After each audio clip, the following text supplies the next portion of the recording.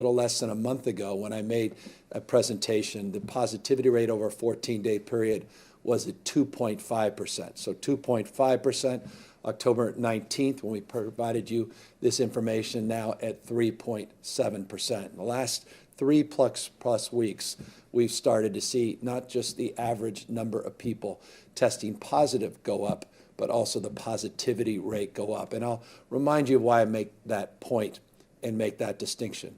We are not ashamed of testing people, quite the contrary.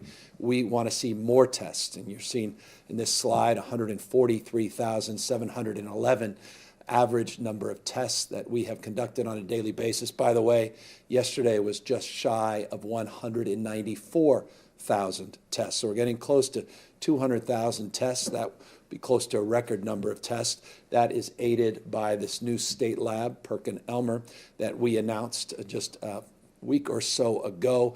That lab is just getting up, just a few thousand tests being conducted a day, now over 40,000 cumulatively since the lab opened. But that state lab will provide at peak upwards of 150,000 additional daily tests, additive to the existing protocols that are already in place in terms of testing availability. But nonetheless, we're seeing the average number of daily tests go up.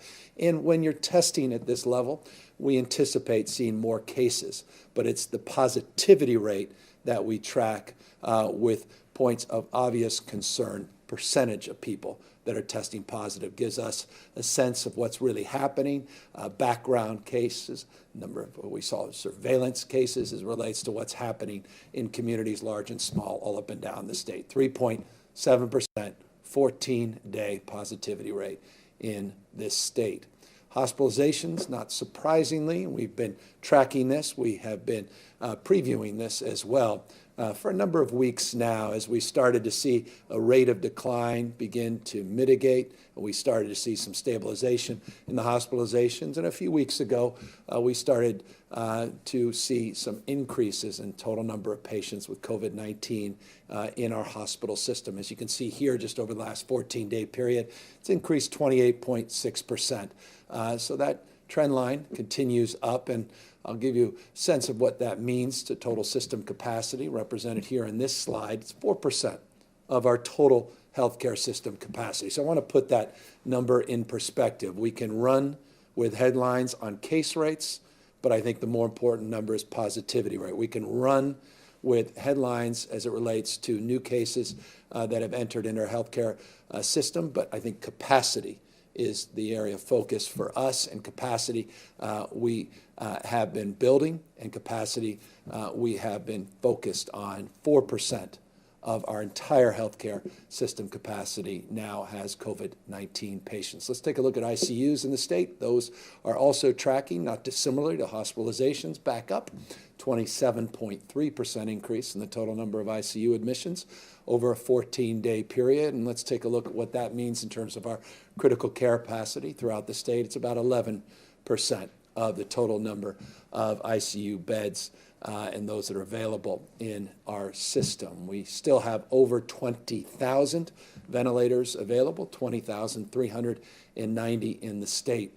These slides are familiar, and these slides are important, and these slides will become even more important as we move back indoors, as people begin to mix outside of their households, as we see these winter temperatures increase the likelihood of people coming into our system with respiratory issues, with related flu symptoms, this twindemic that we're all anticipating into the winter months. Obviously sobering, these numbers, but again, the total capacity that we built out, the ability to test being substantially greater than it was just even a few weeks ago, let alone a few months ago, and the ample inventory of over 500 million masks and other related PPE is significant. And that number of N95 masks, procedure masks, surgical masks is unprecedented in terms of our total storage and cash in our system. All of that, in addition to what the healthcare delivery system is providing directly for themselves, meaning what the hospitals are procuring directly, our state hospital support combined with ventilators, both in the state inventory and individual clinics, not just hospital primary care, and throughout the entire system is substantially greater than it was in the beginning of this pandemic. Just trying to give you an overview of how we prepared in anticipation for what we refer to in this state as the second wave, and it's been referred to as the third wave, simple semantics, in other parts of the country.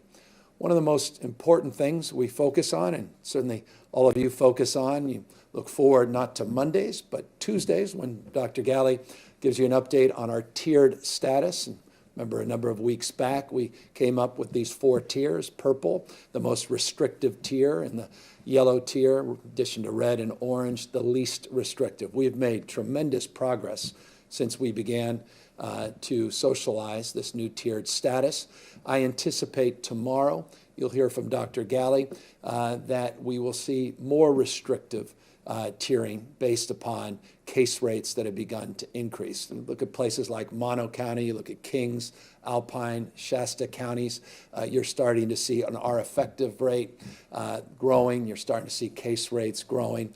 And so I anticipate, without previewing too much detail, and of course on Mondays, late afternoon, early evening, we get all of the data and work through differences of opinion in some cases, or just making sure that we're all aligned with local health officers in terms of just the veracity of the data and the transparency of it before we release that information. But tomorrow at noon, we'll get that information from Dr. Galley, but anticipate that we'll see some counties moving backwards, not forwards. And this is exactly why we designed the tier status the way we did. It was about being more and less restrictive, not based upon political whim, but based upon the data, based upon the epidemiology, based upon the facts on the ground, and again, based upon local conditions in the 58 counties throughout the state of California. So the tiered system is working as it was designed. More on that tomorrow, but you can get a sense here based on the current tiered status now with 48 counties that are out of the most restrictive tiers, and more progress made into the red and orange counties last week when Dr. Galley gave his last update. Speaking of updates, tomorrow is a very important day for, well, hundreds of millions of Americans, not a exaggeration at all to say quite literally hundreds of millions of Americans. The prospect in California v. Texas, Supreme Court will hear oral arguments to potentially strike down the Affordable Care Act. The current administration in Washington, D.C. is advocating that the Affordable Care Act be struck down. As a consequence, we in California are vulnerable to a decision, the adjudication of that case, which will be a number of months away, but 6.1 million Californians with pre-existing conditions could directly be impacted by that Supreme Court decision. You hear often numbers that connect to the national scene, but here we're breaking it down so you get a sense of what this means for you here in our state, the most populous state in our union. 6.1 million Californians have pre-existing conditions. And don't forget, it is very likely as we wash through COVID-19, the pre-existing condition of COVID-19 transmissions related to the COVID or the coronavirus also can increase and add to that number. You're seeing prospects of people who have limits on higher premiums due to their age and gender, those being impacted by this decision. And of course, those of us with kids, particularly those of you with kids that are younger than age of 26, the impact obviously on the ability to keep those kids covered on the parents' plans is also a potential impact of this decision. Let's put it in monetary terms. Let's put it in numerical terms, in terms of just raw healthcare coverage. Our Medicaid system in the United States of America is referred to as Medi-Cal here in the state of California. We are looking at the prospects of losing $20 billion in federal funding related to the ACA, the Affordable Care Act, if it's struck down. 3.5 million Californians have been beneficiaries of the expansion of our Medi-Cal coverage pursuant to Obamacare and the ACA that also could be vulnerable to that decision. $7 billion in federal premium assistance also could be at play. So add those two numbers up, $27 billion is what's at stake. When you read about the oral arguments tomorrow, you hear this debate, you hear these national numbers. This is your numbers, people here in the state of California potentially losing $27 billion of federal supports that would be impacted by this decision. We also have 1.5 million people currently enrolled in Covered California. That's our health exchange run by Peter Lee, who I will introduce you to in just a moment, also potentially can lose their coverage if the Affordable Care Act is thrown out. These are jaw-dropping numbers. These are extraordinary times. Tomorrow's oral arguments are profoundly significant to each and every one of you watching. And I'll just remind you, there are many other things that the ACA covers, the donut hole, all related issues that impact you. If you don't think it impacts you because you're not on Medi-Cal, or it doesn't impact you because you're not on health exchange, I would encourage you to learn more about what the ACA does and does not do. And don't learn that from nightly cable. Take the time, actually learn a little bit more by investigating the impact, because at the end of the day, the entire system is connected to itself in one way, shape, or form. Old frame, many parts but one body. That's the healthcare system. And the impact of this unraveling in impacting you is profound. And so we, of course, the reason it's California v. Texas, have a very different point of view than the Trump administration, and we'll be expressing that during oral arguments tomorrow with representatives as well that advanced Obamacare with the incredible support of our own Speaker Nancy Pelosi. It simply would not and could not have happened without Speaker Pelosi's leadership as well. And having just had a conversation with her a few days ago on this subject, I can assure you this is top of mind in terms of her agenda, not just the oral arguments, but the what if and how we prepare for a what if scenario moving forward. Just something else I thought I'd bring up, talk about scenarios. We didn't wait around and look at the Affordable Care Act as a ceiling. We looked at it as a floor. We looked at it as an opportunity to architect something that no other state in America has done. And it's worth reminding people that there's no other state providing subsidies for middle-income families. These are folks earning 400% to 600% of federal poverty. At last count, those subsidies are over $500 a month. This is so often forgotten. It's rarely even referenced or mentioned, but we are providing, no other state in America, providing over $500, in fact, it's exactly $509 for middle-income families, subsidies on a monthly basis, first in the nation, to help subsidize the costs related to the Affordable Care Act. We also deepening subsidies for people earning less than 400% of federal poverty at about $21 a month. We're proud of that. And all of this, again, can be impacted if the ACA is thrown out. We're also going to hear from Peter in a moment, record low premium changes this year, despite all of the vandalism by the current administration in Washington, D.C. Premiums this year are going up. I know you heard the word up, but hold on, 0.5%, 0.5, less than 1%. Record low premium increase because of the success and the efficacy of not only the ACA, but the extraordinary leadership here in the state of California, at Covered California, led by Peter Lee. We also have done things that no other state has done, and that's provide coverage to people regardless of their status. And you say, well, that's how dare we do that? Well, just consider you're paying for sick care on the back end through your premium. You either want to pay exponentially more in the emergency room or stabilize individuals by getting them a COVID test or getting them, a flu shot and eventually a vaccine, which we'll talk about in a moment, for COVID, so we don't end up infecting other people and impacting the entire healthcare delivery system. We just believe in the principle of universal health care from an economic perspective as well as from a moral and ethical perspective. And so we're just proud of that. I wanted to bring that back up to your attention and remind you some of the things that no other state is doing, that California is doing because of our commitment, not just passive interest, but commitment to provide coverage for all Californians. So it's with that that I'm very proud to bring up Peter Lee, the head of executive director of Cover California. No one does it as well as he has, and I couldn't be more proud of his leadership. You shouldn't be, you should also be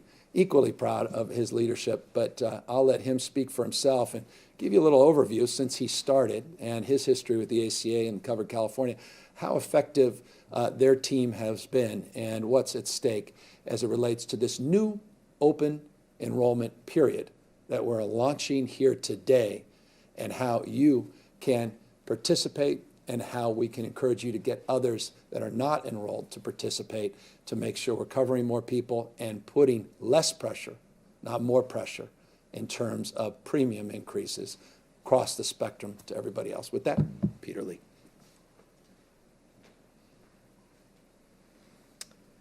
Governor Newsom, thank you so much for having me here. And I really can't tell you how proud I am to be here in a state like California. You look at the data that's before you. California, in the last 7 years, has reduced the rate of the uninsured more than any state in the nation, from almost 18% to less than 8%. Biggest reduction. And it's not been easy. And it's not just about Cover California. It's about leadership from Governor Newsom, from the legislature, that said, we're going to expand subsidies. We're going to hold the line on not allow health plans to sell crappy plans. Short-term plans, pardon, that's a technical term, is not sell plans that actually are bait and switch for consumers. California has done everything to protect the ACA and, as the governor noted, go beyond it. Last year, 2020, was the first year we had in place these new subsidies for middle-class Californians. Governor noted, middle-class Californians are still struggling with healthcare costs. They're getting over $500 a month. That's $6,000 a year to lower their healthcare costs, to make it more affordable. But what's happened? Things have worked pretty well in California, but we aren't done, and we aren't done by a long shot. I want to note that for all the great work we've done, if you look around California, there are still about 3.5 million uninsured. Now, the biggest number of them are undocumented individuals not eligible for financial support, generally. Our state, though, has said every person in California should have coverage. Every American should have coverage. We're down that path. But what we're doing right now in open enrollment is there's about 1.2 million Californians eligible for either Medi-Cal or Cover California. We're getting the word out. So I want to talk about what we're doing. These masks, I wore it coming in. Cover California is going to be sending out 4 million of these masks to people that are renewing their coverage, 1.5 million, and everyone that signs up during open enrollment. We've sent them out to every big city mayor. We sent them out to legislators. We sent them out to celebrities. But I want to tell you, these aren't just a mask. They're a mask with a message. Message twofold. Get covered, stay covered. Get covered for COVID. And you live and breathe this. We Californians have done the right thing on COVID. What's it mean as a person? It means you wear a mask. You wash your hands. You watch your distance. So get covered. But it also means get health insurance. If you have insurance, you're more apt to get tested. Incredibly important. What's stay covered mean? Wear your mask all the time, when you should. But also stay covered. If you have insurance, keep that insurance. Now is not the time to back off, and California's not doing that. And I want to note, we're talking a lot about COVID. Governor noted, capacity. A pretty small percentage of our hospital beds are taken up with people with COVID. We're ready if more get COVID. But we got tens of thousands of people with cancer, diabetes, HIV. Get covered, stay covered, because you don't know what you're going to get sick with. California is going to have your back. We want to make sure we get the word out. Open enrollment, as the governor noted, we're launching it today. It was open a week ago, but this is the real launch. The thing to know, you can sign up now, coveredca.com. You'll have coverage January 1. We want to leave no one behind. The governor was brilliant in articulating the issue about the Affordable Care Act and the Supreme Court.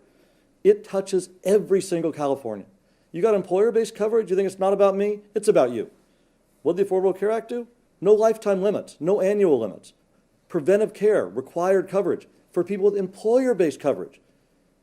The Supreme Court could, and I think incredibly unlikely, but could take that away. It touches every single Californian. Finally, I just note that We all know there was an election recently. President-elect Biden ran on responding well to COVID and building on the Affordable Care Act. There is no state like California that has done those two things. Leaned in to respond aggressively to the COVID pandemic and leaned in to have the Affordable Care Act work and make it better.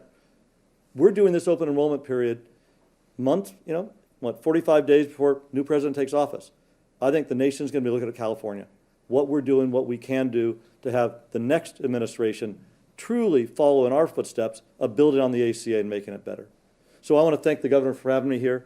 I think I'm doing a handoff back to some fact points, which is where you can go, coveredca.com.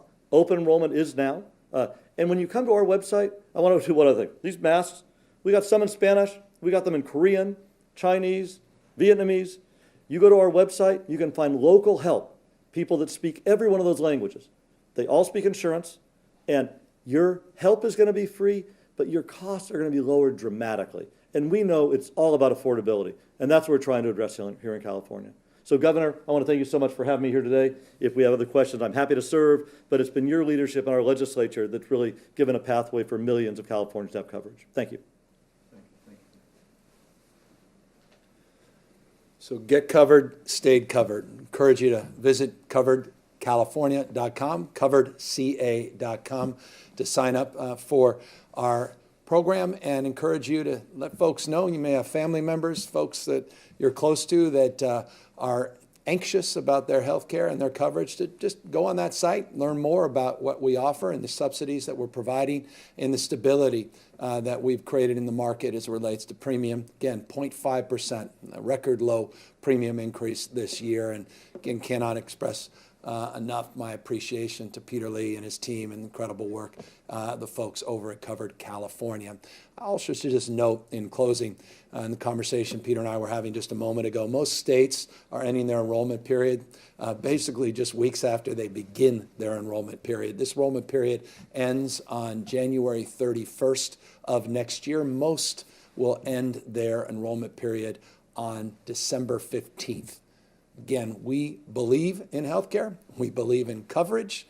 We don't believe it rhetorically. We support the ACA. We support efforts to continue to build off it, reform it, and advance the cause of universal coverage, not only here in the state, but we're going to advocate for that all across the United States. But we are not in the business of vandalizing that effort, and that's why we're evangelizing the effort, promoting it, advocating the effort to expand coverage through the exchanges, and encourage you, if you wish, to do the same. With that, I want to just briefly bring up what is topical and certainly generating a lot of news stories today, including lighting up my cell phone. And that's the announcement Pfizer made. Certainly lit up your 401k as the markets have responded quite favorably to Pfizer's announcement. No one was surprised at Pfizer's efforts on vaccine. We've talked about them on multiple occasions here at our weekly press conferences. What I thought came as a particular good news was the 90% effectiveness that was announced by the CEO of Pfizer. Not necessarily the availability of the vaccine. We had anticipated its availability. We'll anticipate as well the approval of the FDA and the emergency authorization. We, of course, don't look just at the efficacy. 90% effective is very good.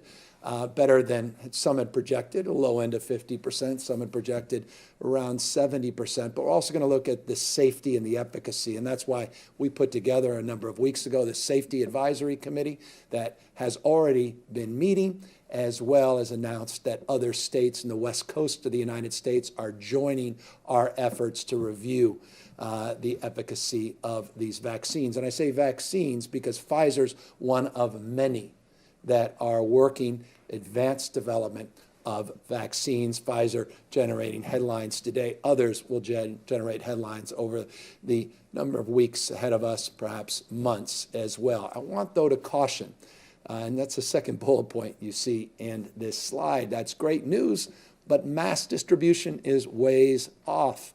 Why do I say that? I had one of my oldest high school friends that said, "What a great day," comma, and I don't just mean the outcome of the election. I mean, now we all can have dinner again. I can't wait to invite you to one of my Friday night dinners. And I had to immediately text back, say, maybe you were misled by the headlines related to this vaccine. This vaccine is not going to be readily available for mass distribution, not just Pfizer, but others, likely well into the next year.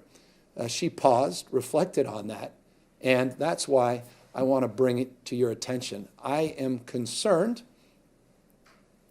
truthfully, that we may get over-exuberant because now we believe we have a safe and effective vaccine that is available, and people may go back to their original form. That would be a terrible mistake. It is absolutely incumbent upon us to recognize two things. A vaccine is on the way. That's good news. But the availability to you and me and others outside our first responders, outside our healthcare professionals, is many, many months off. And let's just look forward to the reality of a second wave that is already taking shape all across the United States of America, where you're seeing record number of COVID transmissions, increase in ICUs and hospitalizations all across this country. Wear a mask. Continue to physically distance, socially distance. Do not take your guard down. The obvious question that will be asked, I imagine, later today in this press conference is, well, why do you think there's been an increase in cases here in the state of California? And it's for obvious reasons. People are letting their guard down. They're taking their masks off. They're starting to get together outside of their household cohorts. They're starting to see businesses reopen, and we're starting again to see more people mixing. As it gets colder, we'll see more still. So this was anticipated. No one is surprised by this. If you're even modest, cursory student of history, you'll look at the pandemic in 1918 and 1919. It wasn't just a one calendar year pandemic. And you'll note, similarly, a little spike in the early part of 18, a big spike, second wave, in the latter part of 18, and then another modest spike into 19. If this virus follows similar trends, we could anticipate something along those lines again. History may not repeat itself, but as they say, it rhymes.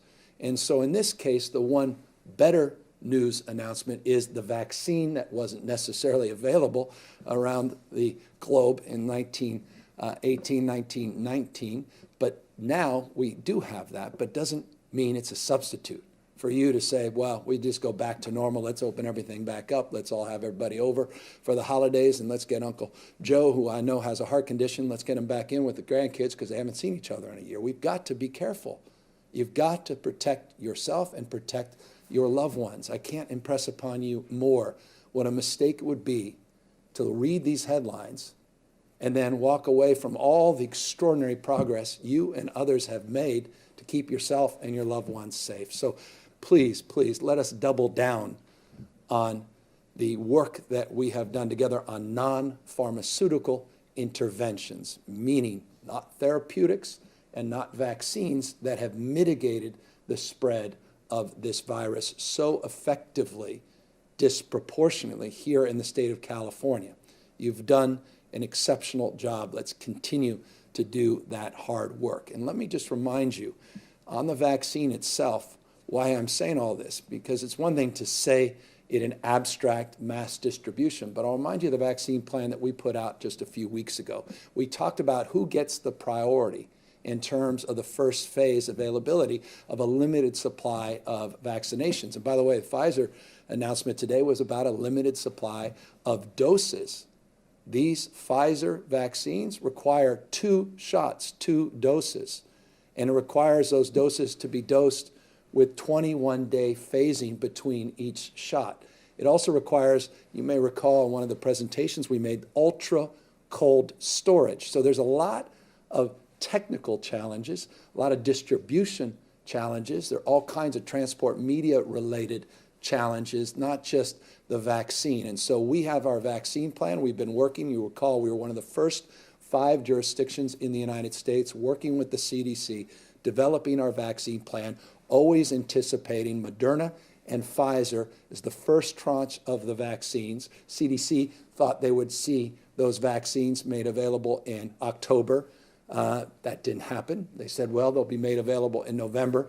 That's unlikely to happen, but it does appear, at least with Pfizer, some limited number of vaccines will be available in December. But what about you and everybody else that's not on this list? Healthcare workers. You're not a healthcare worker. And by the way, depending on how you analyze it, there's anywhere from 1.5 to 2 million healthcare workers here in the state of California. So all of the vaccines that Pfizer just announced, just do the math and anticipate that we get, let's say, 12% of them.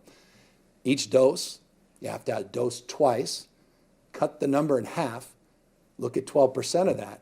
We won't even be able to cover all the healthcare workers in the state of California. So put this in perspective. It's not to take away one's enthusiasm. One should be enthusiastic about vaccines. And I certainly am. I'm not trying to take away any of that. I'm just trying to be honest with you and forthright around the importance of maintaining our vigilance through this very challenging time as we enter into the winter and cold months as well. Look at that. It's not just healthcare workers. We want to be there for our first responders. They're always there for us. Other high-risk groups, you may not be in this category, 65 and over at a skilled nursing facility or a residential care facility. You may not be someone with disabilities. Or might not be in these higher risk groups that we have put out. That's the next tranche of prioritization.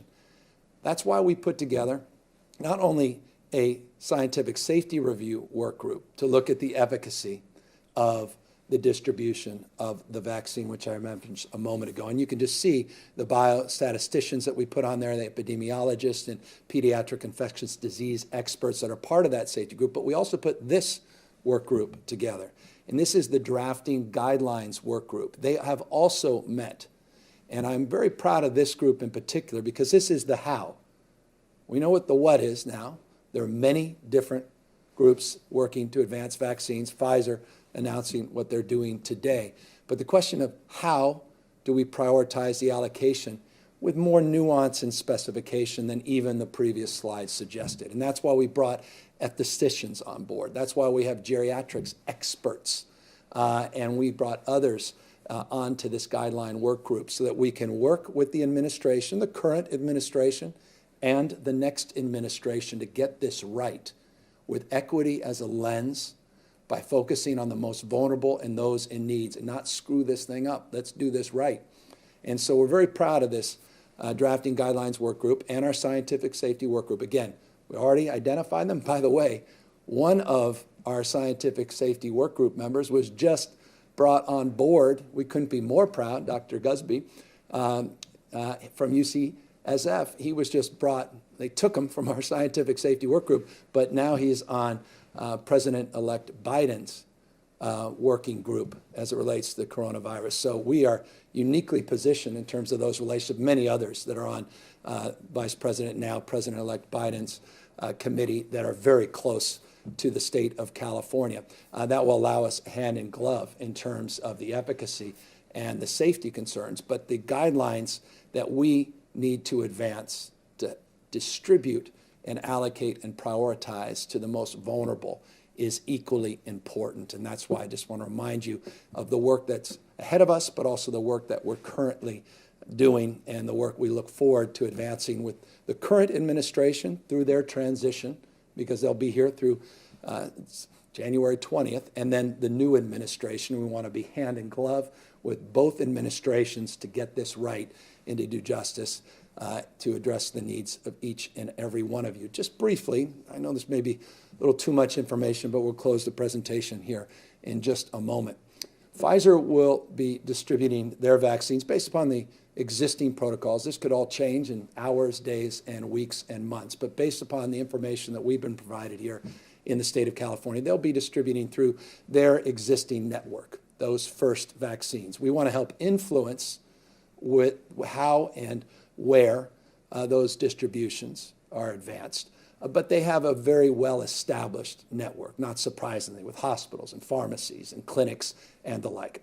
The next tranche of vaccines will likely go through a middleman, well known to people out here in the state of California, former headquartered company here in the state, McKesson, that will be the middleman on these other vaccines and their distribution channels. We've already been engaged with them, working with our work group, the drafting guidelines work group, to make sure that we are focusing on the needs of the most vulnerable and getting this right. And so just that gives you a sense of at least that's our working theory based upon the deep relationship that we've advanced with the CDC and with the DOD. Remember, the DOD is also part of this larger application and distribution network. But well-founded in this respect. In closing, remember, we distribute roughly 19 million flu shots a year. Been doing this for decades. We know how to distribute vaccines of all types. We have well-established networks, well-established protocols.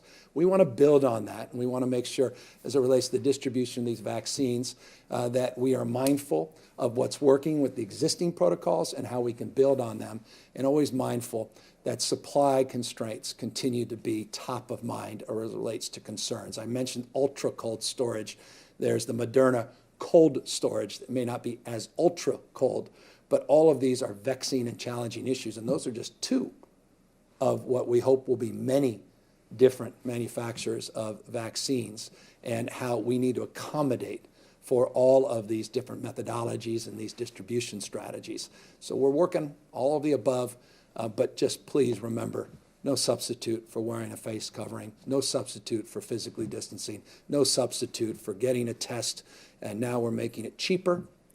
You'll see it get down to 20% of the existing costs for taxpayers and for health plans and insurers, as well as individuals, because of our new state testing capacity, 150,000 at peak, in our partnership with Perk and Elmer, but also the isolation, the contact tracing, and the quarantine that's also got to be even more precise and more effective as we move through these winter months and start to see a mass distribution of these vaccines in April, May, June, July, August, September, October of next year. So that's an update. You can see here a summary of all of the above: wearing a mask, the physical distancing, the sanitation, and of course the mixing, which is so critical to consider and during the holidays, and obviously as the winter months present themselves more ferociously. So with that, happy now, of course, to take any questions. Jeremy White, Politico. Hey, Governor, thanks for taking my question. I know you're not going to tell us who you're considering to fill Vice President-elect Harris's Senate seat, but I was hoping you could give us a sense of the timing. Is this something where we can expect an announcement from you in the next couple of weeks? Do you need to wait for Senator Harris to officially give up her Senate seat? I know a lot of people are curious about just the timeline on that. Yeah, no, and I appreciate an understandable and appreciative question. Look, no timeline's been established.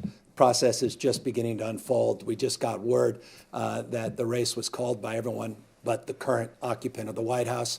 Obviously, we have to work through those issues and get to the point where we can make some determination. Obviously, I want that determination to be made on the basis of where Vice President-elect Senator Kamala Harris is vis-a-vis her own timelines and needs, and we'll work through that as we are working through the cattle call of considerations related to what's the profile, right choice to replace Senator Harris, and when is one part of that decision-making process, who is perhaps the more challenging part of that decision-making process. I want to make sure it's inclusive. I want to make sure that we are considerate of people's points of view, and we are in the middle of that as we speak. But I'll be honest once again, and I don't mean to deflect, but I just mean to be as transparent and forthright with you. My weekend was not focused on that. It was focused on seeing these case rate numbers go back up. And I'm concerned about that. 3.7%, 14-day positivity rate may sound great compared to most other states right now. But again, we were at 2.5% on October 19th. And we're starting to see people, again, take down their guard, take off their masks, begin to mix outside their households. We're seeing some early indication related to Halloween. I'm very sober about that, and that's what I was elected to focus on first and foremost. We'll get to that important decision on the Senate, but right now that's our top priority, is addressing this issue. Adam Beam, AP. Thank you, Governor. For the first 2 years of your administration, California has this reputation of being the leader of the so-called resistance to President Trump and his administration. What do you expect him to do between now and January 20th, and how might it impact California? And once Joe Biden takes office, how will the change affect California and the way you manage the state's relationship with the federal government? Yeah, I mean, it goes from headwinds to tailwinds. And that's pretty obvious. Got over 100 lawsuits with the Trump administration. Trust me, we're already working aggressively, have been for a few weeks in anticipation of a transition to adjudicate, figuratively, not literally, the process and protocols around which lawsuits may be dropped, which lawsuits can be addressed by executive order, lawsuits can be addressed through agency determinations or administration walking away as it relates to their advocacy to disrupt the state of California's well-established autonomy under federalism or well-established case law as it relates to waivers that have been firmly established and codified over and over by administration after administration, court decision after court decision. So all that is being addressed. But here's the good news: building better, stronger together, the theme, the framework that was advanced by the Biden-Harris administration, that's our agenda on early child care and focuses on early education, the broader issues related to their agenda on health and education, issues related to the environment, environmental stewardship, and low-carbon green growth. Broadly, those are California. That's a California agenda. In many ways, we say this all the time, future happens here first. We've established a lot of the efforts, and they've been established and advanced here in the state. They just want to begin to scale them. So this is an exciting and enlivening time and opportunity for the state of California, and we're gonna do everything we can to maximize it and to do so very efficiently and effectively. And we are not waiting for President Trump to make an announcement saying he's walking away or work his way through the court system. We are working very collaboratively now and engaging all of our department heads, agency heads, to advance and their agenda, our agenda, the collective agenda that is the state of California. And we're also working very closely with Speaker Pelosi on the critical importance of a new CARES Act, a new stimulus, and how that can directly benefit individuals, not just states and cities and the budgets related to states and cities, but also, more important than anything else, you, and how we can stimulate economic growth, economic recovery, private activity, and new consumer spending. That's a virtuous cycle that allows more people more opportunity. And so, again, very exciting time, and I can assure you it is nice to have a U.S. Senator from your home state as the Vice President-elect. Capital Public Radio. Hi, Governor. I'm just wondering if you have spoken with President-elect Biden or Vice President-elect Harris since the race was called on Saturday and what you talked about. And then another question, the state sent every voter a mail-in ballot this election, and we had highest turnout rate in decades.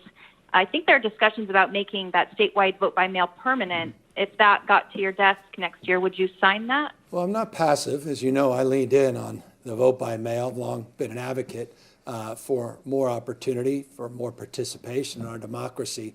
Haven't been shy about that. So we would actively engage the legislature, and I certainly am open to pursuing that consideration. I've made that public statement before, even prior to Election Day, because it clearly has been well received, not just overwhelmingly utilized as a point of consideration as it relates to an alternative to in-person voting. I still believe in in-person voting for those that want choice and want those alternatives. But clearly, there's a trend here. You're seeing it all across the country. this election, pre-2020, where more and more people are voting by mail, and more states like Utah and others have gone all vote by mail.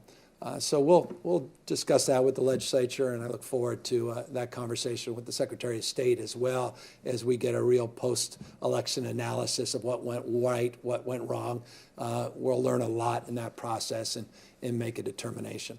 As it relates to the conversations we've had with the president-elect, I haven't had the chance to talk directly to the president-elect, but we've been communicating the vice president-elect, myself including, probably 45 minutes ago, and I look forward to following up with more and more conversations with both of them, but more importantly as well with their administration and their key leaders on the transition as it moves to the next few weeks and we move into that first 100 days of their administration.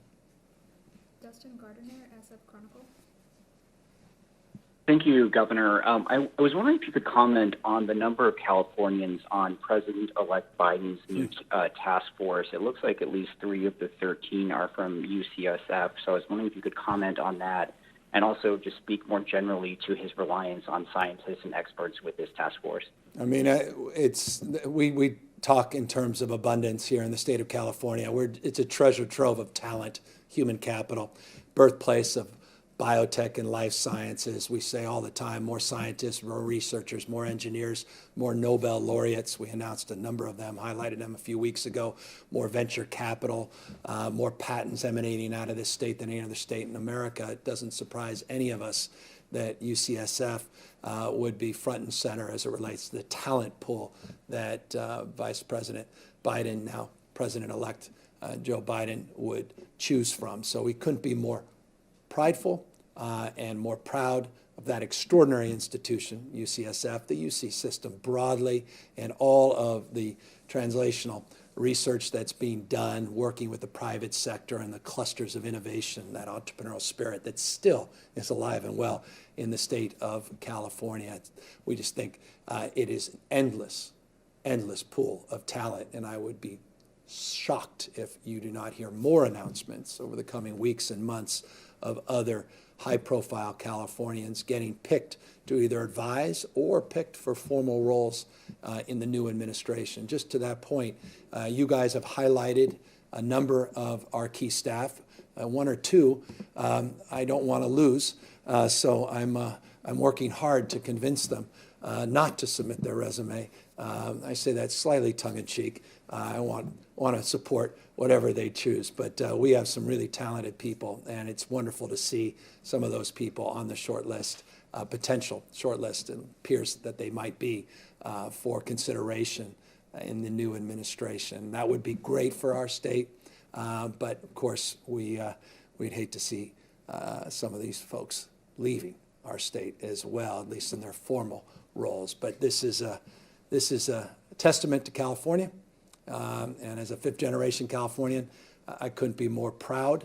I was out there yesterday, by the way, with my son, out there, the site where gold was discovered, quite literally, the rock formation where gold was discovered in California, 1848, trying to explain to my son Hunter how it all began here in this state, where there's just thousands of Californians, and now the talent that has come here for riches and new beginnings from all around the world, how we can never take that for granted, and how that is a point of distinction and deep reverential pride as Californian myself, born and raised, but also I think as it relates to our relationship to the rest of the world, not just this new administration.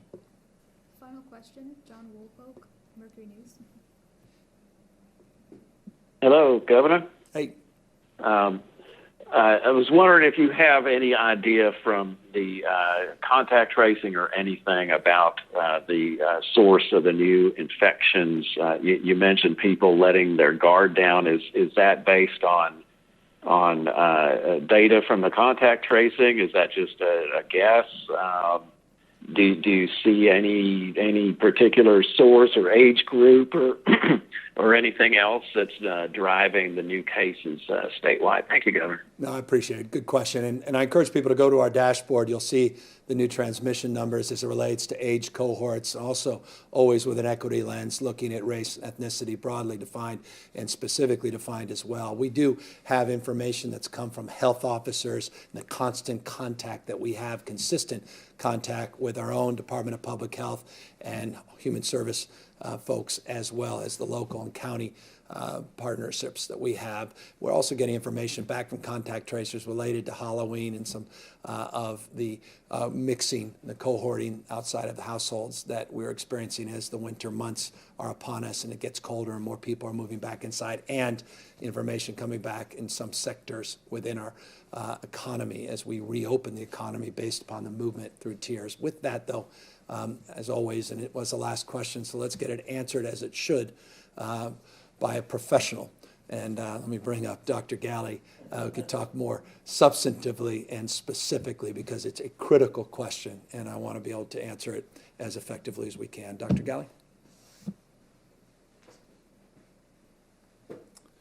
Yes, Governor, and really this is the question, and we're working hard with our local public health leaders and partners on this. And the one thing I'll note is that as we've looked at these increased cases across various counties and communicating with public health leaders, asking them where are they seeing transmission, many of them list a variety of different entities. We've talked about essential workplaces. Some mention places of worship, others mention restaurants, others list a number of different sort of venues. But one of the consistent, I would say, of almost each county that's having increased transmission, they mention private household gatherings as a major source of spread. So we continue to look, and the governor appropriately identifies that as a place where our guard may have come down, but we have to put it right back up, that these masks, even with loved ones that we haven't seen in a while, are really important. And that sense that we're safe because we know someone, it's not the case with COVID. It really matters who's been in your stable sort of cohort, who you live with in that household that matters. So it's not a surprise that we see household gatherings as a major source of transmission. But at the same point, it's a place where we can make important inroads. Our own choices can really reduce that transmission there and help not just transmission rates to come down, but our entire economy to stay moving. And as we look forward to tomorrow and the tier assignments, and frankly, a look forward to potentially no counties moving forward, but some moving backwards, more restrictive tiers in our tiering system, it is looking at these household gatherings as we go into colder weather, as we go into the holiday season, that we really want to work with all Californians to determine what are our approaches, what are our collective actions to keep transmission low as much as we can. So certainly other parts could answer that question, but that's a very important source of transmission as we've identified with our local partners.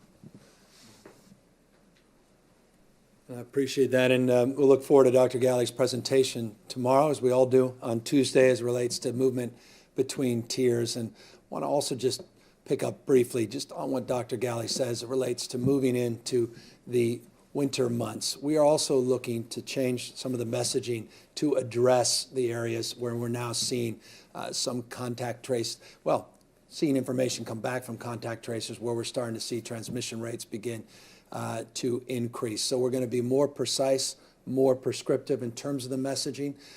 Guidelines remind people, despite the fact that people suggested, and some frankly just knowingly misrepresented, that we put out guidelines for Thanksgiving.